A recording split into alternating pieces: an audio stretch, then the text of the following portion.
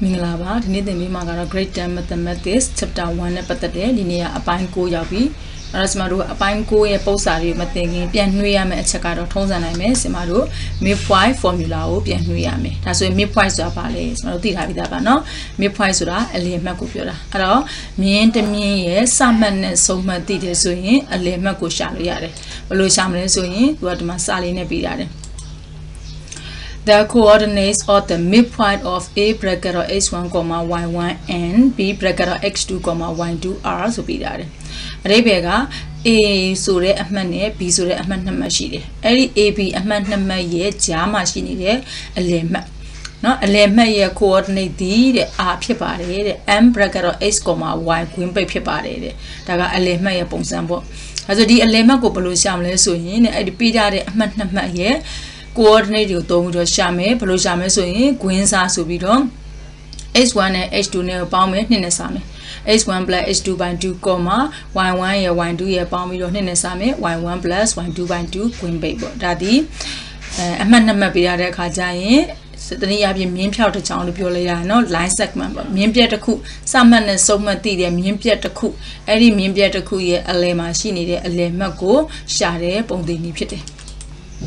Not a distant formula. A qua wish are upon the nido pure, a laya share upon the nido pure,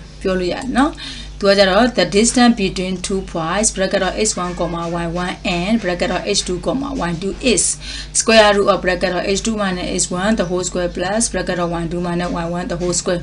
To your rebega, a man number she there 2 points for h1, y1 so that my year, x2, 1 2 so that my year. I do a man number she there. Every a man number year, jama, between a java, no?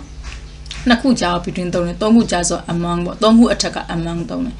Dan Nakuja, a man nam a jama she need a distant away. Adi manama de Bala waylet and yabi Adi manama ye jama she aqua we go lugina so in Bondiniaro, square root of bracket or h2 minus h1 the whole square plus bracket or 1 2 minus y1 the whole square near Tropia Melipura. That is Marua exercise 1.1 yet, Nama child in his savage theme. In the art town of Coninebo. Nama child Babi Alessio, as Sarcade, so one to one she varied. I saw my has she did. CNTI is central so Rebecca, a lay rubira, a laser pahu rubira, Pozraga, Pahumas, a little machida. The Jamulu, so one ye, Pahuma, so I'm a Pahushi, Eddie Pahuye. Adi Pahuya coordinate bracket or 2,1 pity. Adens Maruga, Sawan to one list solutions of below.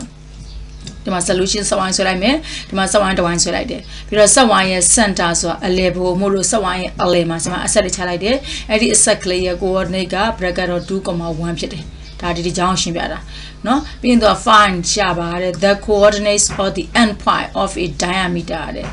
The coordinates they be a coordinate Miago or the endpoints they be a song madupera. And the answer a song that Malat the answer a song, the Niabi endpoints a song, the Niabi a song madupera. No, a song my year coordinate go shabar. Bear a song maleso of a diameter, a chimney and a cool eat. Diameter they be a chimney, a chimney and a cool year, a song. No, a song my year coordinate go shabare. To a chain means of Dima, Santa look or a po piapido, some mean pop, line segment look or a mean the cool sweat like that. I didn't mean the ballet, a chain mean pete. A chain sweater. I did a chain mean here, a song muscle, Samaruma, a song maga, a chain means a song maga, Nakuja, to Bama a song the cool, to Bama a song the cool, to a pair of song merely, one material. Find Shabbat the coordinates of the endpoint of a diameter. A chimney, a sum coordinate go Shabbat. If a carrier one endpoint, a sum the cougar is pibare, the 7,1 so the cooped. A sum Nakushi and Yama, a chimney mari, a sum Nakushi, and Nakuma to the Kua 7,1 lupida video, doesn't do me that, Janet Kumida, that was a Bema Halu of Yorau, a Vera Semaroa, quoted at Haluya, Marasamaga, to made a summa good woman holiday, to pay that a summa good woman holiday. Matia pony, no, the pony a sweep yam, no? Sanda so a lema, 2,1 so the coordinate she there, draw a chimney the cool sweater, Sanda Piapido, a chimney ye, a sum Nakushi there, the Bama the cool, Bama the cool, and Nakuma to be at the Kua 7,1, that was Maruga, Piru holiday. အဲ့တော့ b bracket of 7,1 ပေါ့ဒါလေးကိုဒီမှာ a လို့ထားလိုက်တယ် a bracket of x,1 ဆိုပြီးတော့ထားလိုက်တယ်ဒီပုံလေးစွတ်တန်းအရင်ကျင့်ပေါ့ပြီးတော့မှဆင်မတို့ကပေးရချက်ကိုပုံကြည့်ပြီးတော့ကောက်လဲရတယ်ပေးရချက်ကောက်လဲရတယ်เนาะပုတ်စာကြည့်ကောက်လဲရတယ် let a bracket of x,y equal to ကိုဆင်မတို့က x1 y1 လို့ထားလိုက်မယ်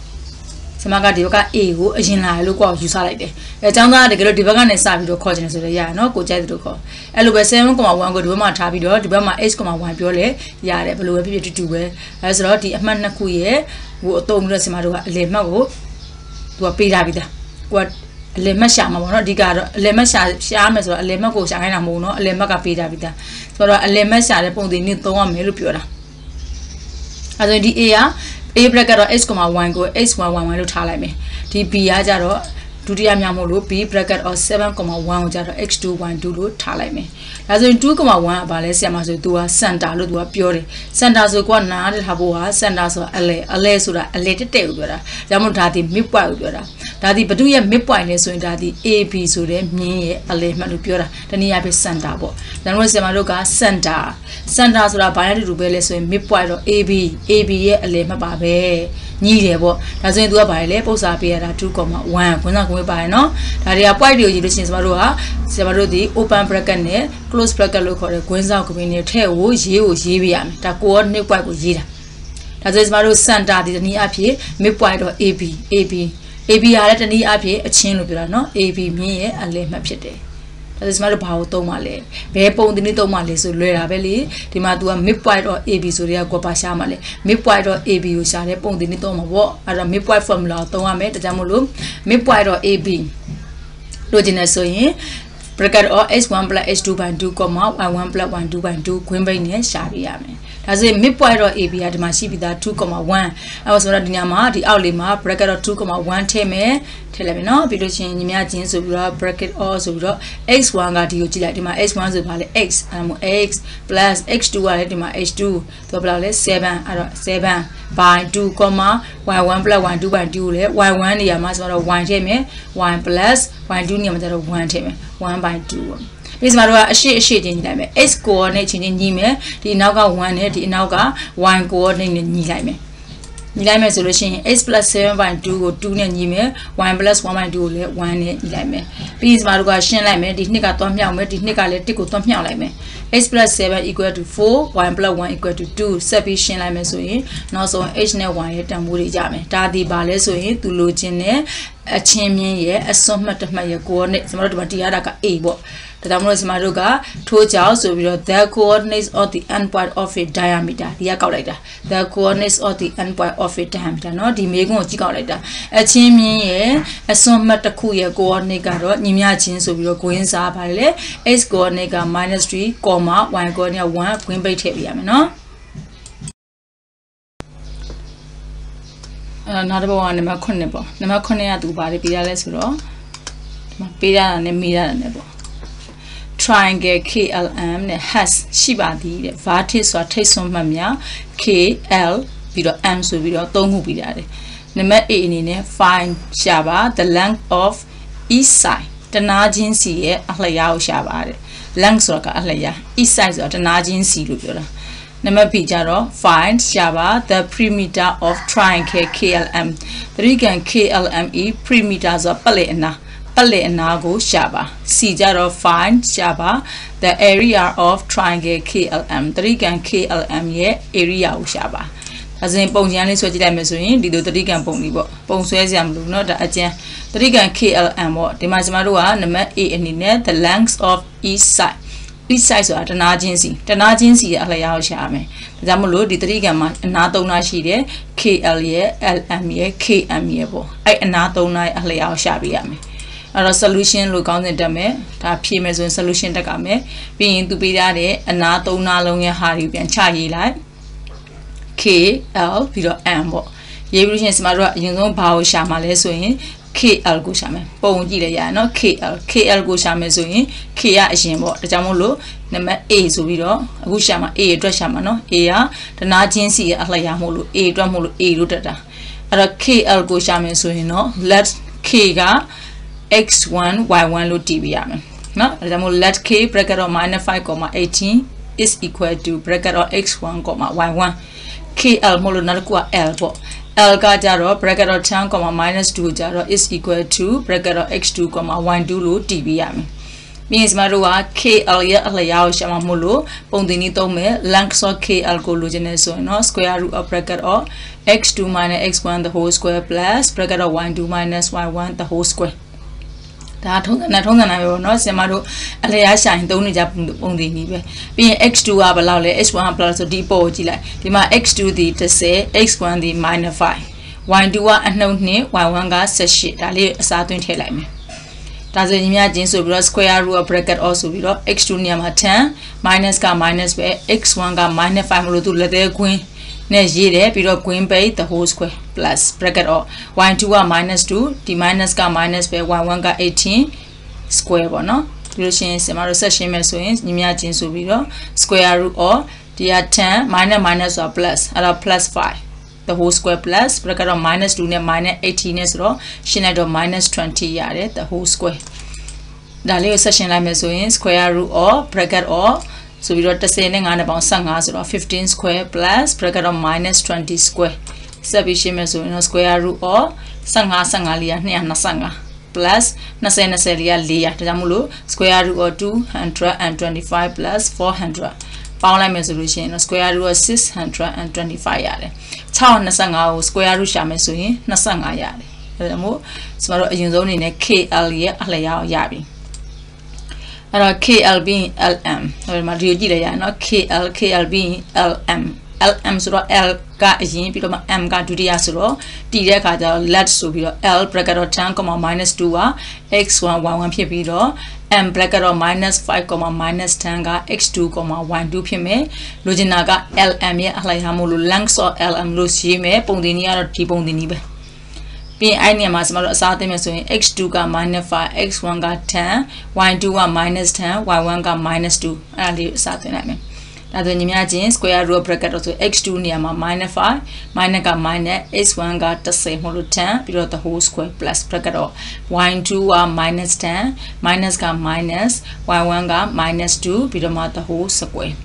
ဒါလေးဆက်ရှင်းလိုက်မယ်ဆိုရင် square root bracket or -5 နဲ့ -10 နဲ့ရှင်း -15ပြီးတော့မှ the whole square plus bracket or -10ဒီက minus က plus အဲ့ဒါ plus 2 the whole squareဒါလေးဆက်ရှင်းမယ်ဆိုရင် square root of ဆိုတော့အနှုတ်15နှစ်ထပ်ဆိုတာက225เนาะအပေါင်းဆိုပြီးတော့ဒီက bracket of -10 နဲ့ plus 2နဲ့ရှင်းတာက -8 ရတယ် the whole square ဆက်ရှင်းမယ်ဆိုရင်ညီမချင်း square root of 225 plus -8 into -8 ပေါ့ -8 ကို -8 နဲ့မြောက်တဲ့အခါကျတော့64ရတယ်အဲ့တော့ -8 နဲ့နှစ်ထပ်က64ဒါလေးပေါင်းလိုက်မယ်ဆိုရင် square root of 289ရမယ်289ဆိုတာက70ပေါ့18ရဒါဆိုရင်တော့ length of LM နဲ့ရပြီသူတို့ချင်းတနာချင်းစီအလျားဆိုနှစ်နာရှိပါပြီတတိကမှာအနာသုံးနာရှိတယ် KL ရဲ့ LM ရဲ့ KM ရဲ့เนาะ KL LM ပြီးတော့အရှိဆုံးနဲ့နောက်ဆုံးနဲ့ဆို KM ဒီကောင်စီမှာတို့က KM အနာကိုရှာပေးရမယ်ဒါဆိုရင်တကယ်ကြတော့ K က x1 y1 ဖြစ်ပြီးတော့ M ကကြတော့ x2 y2 ဖြစ်မယ် length of KM ကိုရှာမယ်ပုံသင်နည်းရေးမယ်အစားသွင်းပြီးတော့ထည့်လိုက်မယ်ဒါလေးကလွယ်ပါတယ်เนาะအစားသွင်းထည့်တဲ့အခါပဲ Q side ပေါ့ square root of 784ရဲ့အဖြေက28ဖြစ်တယ်เนาะပြီးလို့ရှိရင်စမတို့ကအခုအနာ3နာလုံးရောက်သွားပြီဒါဆိုနံပါတ် A ပြီးသွားပြီနံပါတ် B မှာသူကအဲ့3ကန်ရဲ့ပတ်လည်အနာကိုလိုချင်တာဆိုတော့ဒီအနာ3နာကိုပေါင်းပေးရမယ်เนาะဒီ3ကန်ရဲ့ပတ်လည်အနာကိုလိုချင်တဲ့ဒိတ်ပဲကဒီမှာရှိတဲ့အနာ3နာကိုပေါင်းခိုင်းတာဒါမှမဟုတ်စမတို့ကပတ်လည်အနာရှာမယ်ဆိုရင် B ဆိုပြီးတော့ perimeter of triangle KLM 3ကန် KLM ရဲ့ပတ်လည်အနာကိုလိုချင်တယ်ဆိုရင်တော့ KL ရဲ့ LM ရဲ့ MN ရဲ့ပေါင်းပေးရမယ်ပေါင်းလိုက်မယ်ဒါဆိုရင် KL က25 LM က70 MN က28ပေါင်းလိုက်တဲ့အခါကျတော့70 units ရတယ်ဒါပတ်လည်နာနံပါတ် C မှာသူကဒီ3ကန်ရဲ့ area အောင်ပြီးတာအဲ့တော့နံပါတ် C မှာသူကမေးခွန်းလေးပြန်ပြတာ find the area of triangle KLM လို့ပြောခဲ့တာဒီ3ကန် KLM ရဲ့ area အောင်ရှာပါလို့ပြောတာအဲ့ဒါကျမတို့က3ကန်ရဲ့ area အောင်ရှာတဲ့ပုံသင်နည်းရာကျမတို့အတန်းငယ်တွေကသင်ခဲ့ရနှစ်ပိုင်းတစ်ပိုင်းအမြောက်အခြေအမြောက်အမြင့်ဆိုသင်ခဲ့ရတယ်အဲ့ဒါကျမတို့မှာပုံရှိမှဖြစ်မယ်ဘာဖြစ်လို့လဲဆိုတော့ကျမတို့ဘယ်ကောင်ကအခြေလဲဘယ်ကောင်ကအမြင့်လဲဆိုတာမသိဘူးအဲ့ဒါပုံဆွဲပေးရမယ် ကျမတို့နံပါတ် C အနေနဲ့ပုံဆွဲဖို့အတွက်ပေးထားတဲ့ KLM ကိုပြန်ရေးမယ်ပြီးတော့ကျမတို့ coordinate ပြင်ကြီးမှာအဲ့အမှတ်တွေနေရာချလိုက်မယ်ဟုတ်ပြီနော်ဒီမှာဆိုရင်ပထမဆုံး -5,80 တဲ့ x တန်ဖိုးက -5 y တန်ဖိုး80စုံရနေရ k ဒီမှာ k လေး x တန်ဖိုးက -5 y တန်ဖိုးကအနှုတ်18ဒီစုံရနေရက k L ကြတော့ 10,-2 x တန်ဖိုးက10 y တန်ဖိုးက -2 စုံရနေရဒီမှာဆိုရင် x တန်ဖိုးက10 y တန်ဖိုးက -2 ဒီမှာသူတို့နှစ်ခုစုံရနေရက L ပေါ့ဒီ L လေးက 10,-2 နောက်က m က -5, -10 နဲ့ဒီမှာသူကနော် x တန်ဖိုး -5 y တန်ဖိုး -10 စုံရနေဒီနေရာလေးအဲ့လေးဒီမှာတို့ကစနန်းဆက်လိုက်မယ်ပုံချောဆွဲရမှာနော်ဒီပုံကဆွဲရမှာဆွဲလိုက်ပြီဆွဲလိုက်ဆိုလို့ရှိရင်ဒီလိုပုံလေးရမယ်တကယ်လိုချင်တာကဒီ3ကန်ရဲ့ဘာလို့လိုချင်တာလဲဆိုတော့ area ကိုလိုချင်တာအဲ့တော့ area ဘယ်လိုရှာမလဲဆိုရင်ပုံသင်နည်းရနှစ်ပိုင်းတစ်ပိုင်းအမြောက်အခြေအမြောက်အမြင့်ဆိုတော့ကျမတို့ကဘာရှိဖို့လဲဆိုရင်အမြင့်ဆွဲချပြဖို့လိုတယ်ဒါဆိုရင်ဘယ်နေရာကနေအမြင့်ဆွဲလို့ရနိုင်တယ်လဲအမြင့်ဆွဲတဲ့ဆိုတာကဘာလဲသူကမျက်နှာချင်းဆိုင်အနာဘောကိုတောင်းမှတ်ကြအောင်ဆွဲပြရဒါကြောင့်မို့ကျမတို့ကဒီ L ကနေပြီးတော့ KM ဘောကိုကျမတို့တောင်းမှတ်ကြအောင်ဆွဲပြရမယ်ဒီလိုဆွဲမှရမယ်အဲဆိုဒီမြင်းတွေကအဆောင်နေဖြစ်နေတဲ့ကြောင့်ဒါမှတန်းနေတာတနည်းအားဖြင့်ဒါဒီ vertical line ဒါဒီ down line မြင်းဖြစ်တယ် down line မြင်းဆိုတော့သူ့ဘောကိုကျမတို့ကဆွဲမှအဆင်ပြေမယ်ဆိုတော့ဒီ L ကနေပြီးတော့-2ကိုဖြတ်ပြီးတော့ဆွဲချလိုက်မယ်ဆွဲလိုက်မယ်အခုဆွဲလိုက်တဲ့မြင်းဒီဗာမြင်းလဲဆိုရင်အဲ့ဒါအမြင့်ဒါကြောင့်မလို့ဒီနေရာမှာ60သင်္ကေတပြသဘောထားကအမြင့်ဆိုတာမျက်နှာချင်းဆိုင်အနာဘောကိုတောင်းမကြောင်ဆွဲရတယ်ဒါကြောင့်မို့ထားအမြင့်နေဖြစ်ပါတယ်ဒါဆိုဒီပုံမှာကျမတို့အမြင့်ရပြီဆိုရင်ဒီတောင်းမကြောင်ဆွဲလိုက်တဲ့အတွက်ကြောင့်ဒီ KM ဆိုတဲ့အနာကဘာဖြစ်မှာလဲသူကအခြေဖြစ်သွားမယ်နော်ဒါကြောင့်မို့လို့အမြင့်လည်းရပြီအခြေလည်းရဆိုတော့ကျမတို့တွက်လို့ရပြီအဲဆိုရင်ကျမတို့ဒါလေးကိုကိုယ့်အောင်နာမည်ပေးလိုက်မယ် n လို့ထပ်ပေးလိုက်မယ်သူမပေးဘူးနော်ကိုယ့်ကိုပေးတာ n လို့ပေးလိုက်တယ်အဲဆိုရင်စတွက်တော့မယ် draw ဆိုပြီးတော့ရေးပြရပုံဆွဲပေးရမယ်နော်ပုံလည်းအချောဆွဲပေးရမယ် draw ln perpendicular rm ဒီ ln လေးကိုကျမတို့ကဘာလဲ km ဘောကိုတောင်းမကြောင်ဆွဲပါလို့ပြောတာဒါ km နော် kk ဒီမှာ r ဖြစ်နေလို့ k ဖြစ်ရမယ် km ဘောကိုတောင်းမကြောင်ဆွဲပါတယ်ဒါဆိုရင်ကျမတို့က base ဖြစ်တဲ့ km က28ဖြစ်တယ်အခြေဖြစ်တဲ့ KM ဒီ28ရှိတယ် KM 28မှဘယ်လိုသိလဲဆိုရင်ကျမတို့ဒီကနေဒီထိကဘယ်လောက်ရှိရလဲ18ရှိတယ်ဒီကိုကြည့်လိုက်ရတယ်မနော်ဒီကနေဒီဒါဘယ်လောက်18အဲ့ဒါမို့ဒီကနေဒီက18တနည်းအားဖြင့်ဒီအောက်ကနေဒီထိကြတော့အနှုတ်30ဟုတ်တယ်မလားအနှုတ်30ဆိုမှကျမတို့ကအနှုတ်အပေါင်းဒါမှထည့်မတော့ဘူးနော်ဒီကပြောချင်တာကျမတို့ကဒီအတိုင်းတာတွေကဘယ်လောက်ရှိလဲလို့ကျမတို့ယူလိုက်တာမဟုတ်လို့ဒီအပေါ်က18အောက်က30အပေါ်က18ကွက်အောက်က10ကွက်ပေါင်းလိုက်တော့28ကွက်ရှိတယ်ဒါကြောင့်မို့လို့ base KM ဒီ28လို့ပြောတာ winder မိုးတွေပေါ့အဲ့လိုပြောတာနောက်ကကျတော့ကျမတို့က base ရပါပြီဒါဆိုရင်ကျမတို့ကအမြင့်ပဲကျန်တော့ဒါလေးကအမြင့်တနည်းအားဖြင့် LN ပေါ့ဒါကြောင့်မို့လို့ high ဖြစ်တဲ့ LN ကိုလိုချင်နေဆိုရင်တော့50လို့တန်းရေးလိုက်ရတယ်ဒီလိုမျိုးတွက်ပြလိုက်ရတယ်နော် LN ကိုလိုချင်နေဆိုရင်15လို့တန်းရေးလို့ရတယ်15လို့ဘယ်လိုတန်းရေးမလဲဆိုရင်ဒီကနေဒီထိကဘယ်လောက်လဲ30ရှိတယ်ဒီကနေဒီက5ရှိတယ်ပေါင်းလိုက်တော့ဘယ်လောက်လဲ15အဲ့တော့15လို့တန်းရေးခြင်းလဲရေးပဲနဲ့ဒီလိုမျိုးတွက်ပြီးလဲရတယ် LN ဒီ10 minus bracket or minus 5ဘာဖြစ်လို့အဲ့လိုတွက်လဲဆိုရင်ဒီမြင်းဒီဘာလဲ horizontal line သူက x axis နဲ့အပြိုင်တနည်းအားဖြင့် x ဝင်ရိုးနဲ့အပြိုင်မို့လို့သူ့ရဲ့အလျားကိုတွက်တဲ့အခါစီမတို့က x တန်ဖိုးတွေဖြစ်တော့ကတယ်ဒါဆိုရင် x တန်ဖိုးတွက်မယ်ဆိုရင်ဒီမှာ x တန်ဖိုးကဘယ်လောက်ရှိလဲ30ရှိတယ်ဒီမှာကျတော့ x တန်ဖိုးကဘယ်လောက်ရှိရလဲ -5 เนาะဘယ်လောက်ရှိလဲသိချင်းအပေါ်ကြည့်လိုက်ဒီမှာအနှုတ်ငါလို့ရတယ်ဒီနေရာမှာ -5 ရှိတယ်ဒါကြောင့်မလို့စီမတို့က10ပြီးတော့မှ -5 ဘာဖြစ်လို့ minus လဲဆိုစီမတို့ဘာလို့ကလဲ h တန်ဖိုးအချင်းချင်းမလုပ်ပေးရလဲနှုတ်ပေးရတာเนาะအဲ့ဒါကိုမလုပ်ခါလဲဆိုရင်ကျမတို့ x coordinate ပေါ့တနည်းအားဖြင့် DLN မြင်းဘယ်လောက်ရှိလဲတွက်တာပေါ့เนาะဒါကြောင့်မလို့30ပြီးတော့မှ10 minus bracket of minus 5အနှုတ်ဆိုတာ9အပေါင်းမို့လို့10 plus 5 imagine 50ရတယ်ဒီလိုမျိုးထည့်မတွက်ချင်တော့ဆရာမ ln equal to 50လို့တန်းရေးလဲရတယ်เนาะဒီပုံကြည့်ပြီးတော့ရေးလဲရတယ်ဒီကနေဒီက10ကွက်ရှိတယ်ဒီကနေဒီက5ကွက်ရှိတယ်ပေါင်းလိုက်တော့15ကွက်ရေးလဲရတယ်ဒါဆိုကျမတို့က base ဆိုတဲ့အခြေလဲရပြီ height ဆိုတဲ့အမြင့်လဲရပြီဆိုရင်သူလိုချင်တဲ့ triangle KLM ရဲ့ area ရှာလို့ရပြီဒါကြောင့်မို့လို့ area of triangle KLM ကိုလိုချင်တဲ့ဆိုရင်တော့ 1.2 times KM times LN ပေါ့